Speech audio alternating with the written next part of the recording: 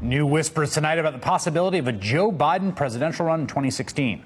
Washington Post reporting that major Democratic fundraisers have been invited to meet with Vice President Joe Biden at his residence at the U.S. Naval Observatory after Labor Day. This after the New York Times reported that last Thursday, the vice president, who is not known for aggressively courting donors, spoke to a Long Island developer who raised more than $750,000 for the Obama-Biden ticket in 2012. Then over the weekend, Wall Street Journal reported Biden is increasingly leaning toward entering the race if it is still possible he can knit together a competitive campaign at this late date. Reuters reported that Biden met with liberal leader Warren while mulling White House run, characterizing the meeting as further evidence of how seriously the vice president is considering a run for the party's nomination. And today, the president and the vice president met for their weekly private lunch. And that's when, according to a tweet from CNN's John Berman, a senior Dem says Obama gave his blessing to Biden to run at lunch if he chooses. The decision is his. While that was reportedly happening, the White House press secretary is being asked what Obama would do if Biden actually did decide to run.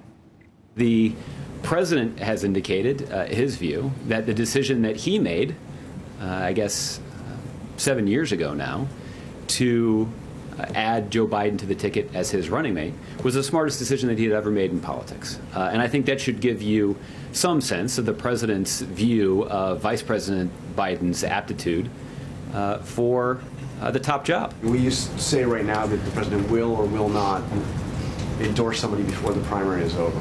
I wouldn't speculate at this point about whether or not the president would offer an endorsement. So you don't rule out the possibility he could say endorse Joe Biden or endorse Hillary Clinton? I wouldn't rule out. I wouldn't rule out an endorsement or Bernie Sanders.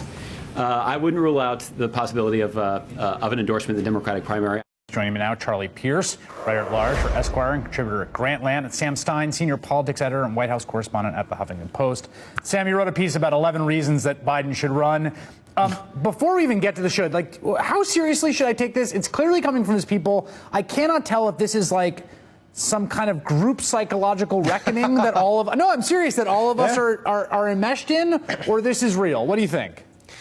Well, we're reporting out tonight the fact that it is real, that he has put out a lot of feelers, talked to a couple fundraisers who said that the talk's getting a lot more serious than it was a couple weeks ago.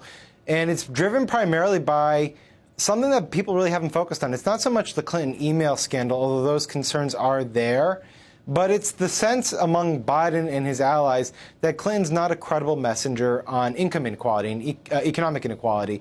And he senses that it's partially because of the foundation ties, partially because of the paid speeches, but he's worried that when it gets to the general election, and this is the major economic political issue of the debate, that she won't be a credible messenger. And so that's sort of what's motivating. Now, is that enough? Is that enough? I don't know. And is there another candidate out there in the form of Bernie Sanders who's been beating that drum? Yeah. Yes. Yeah. Okay. Fair point. Charlie, what's your reaction to that?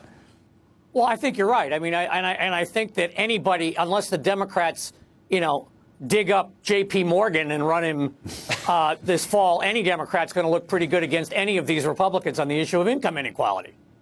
Right. And I also feel like, Sam, I don't mean to impugn your sources here, but go ahead and impugn them. It's fine. Well, as you can tell, telegraphing that.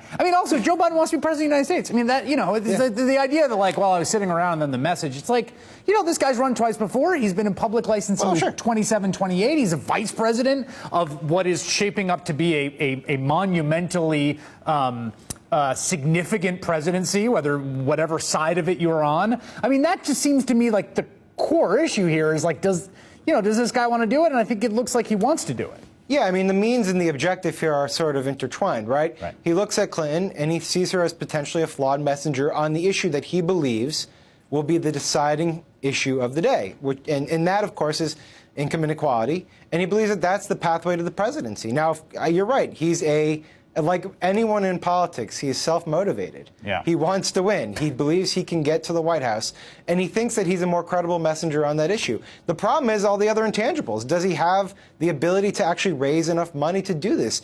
Everyone who, a lot of serious consultants and the people who run campaigns out in the states, they're already signed up. So it might actually just be too late in the game for this to happen. Charles, you've covered politicians for a long time. I feel like this is a point in a politician's career when they are very susceptible to making bad decisions. Whether or not that's true of Biden, when you're basically facing down what would be essentially retirement against your will at this point? Yeah, I think he's in an interesting spot. He is turned into the beloved uncle of the American political body. He's the uncle with all the cool Christmas presents who knows all the dirty jokes. That's a great thing to be. Right. If he runs and loses, and I think all of us would have to agree the odds are that he would lose, he just becomes another guy who ran for president 3 times. I would hate to see that at this point because of the incredible life he's lived, the incredible, almost Kennedy-esque tinge of tragedy that surrounds his personal life, and his ability to overcome that and become this beloved figure that he has become. The other thing I have that I'm going to now argue against myself, he really likes this stuff. Yeah. I mean, the stuff we make candidates go through, and they have to go to Iowa and pet the pig and all this other stuff. He loves that stuff. He lives for that stuff. He owns a pork bee-inspired apron that he just dons at home in the Naval Observatory when he's by himself. He wears it under his suit, obviously. Well, Charlie's point there is a key one. Can we put up that tweet from a viewer, because it sort of captured, I think, something I've heard from a lot of people. I love Joe Biden, but please don't run. You can't win, sir. Please don't make me vote against you. Sam, I've heard a lot of that, and it gets to Charlie's point about the kind of unique role that he's taken on, particularly in the Democratic Party. I'm not sure, nationally there's a more complicated feeling that all of a sudden, if he gets in, he then becomes a candidate who's going to be in a nasty fight very quickly. Well, someone could tell him about that, and her name is Hillary Clinton, who had tremendous favorability ratings while at state, and as soon as she entered the theater of politics, naturally, her image suffered. Now, there is a school of thought that's very prevalent in Democratic circles that demographics is, in fact, destiny, and that you could put a corpse up there, and so long as enough Hispanic and black and young voters came out to the polls, they'd win. I think Biden would have a tougher time because he's not a historical candidate like Hillary Clinton, but his camp would argue that he would make better inroads with white working class men. So there's 2 ways to game this out. I'm not sure he's destined for a loss necessarily. I would agree with that, and I think also that the argument would end up sort of turning on sort of him being the Obama, the third term of Obama, and that might work also. Charles Pierce and Sam Stein, thank you for joining us. Thanks, Chris. All right, that is all in for this evening.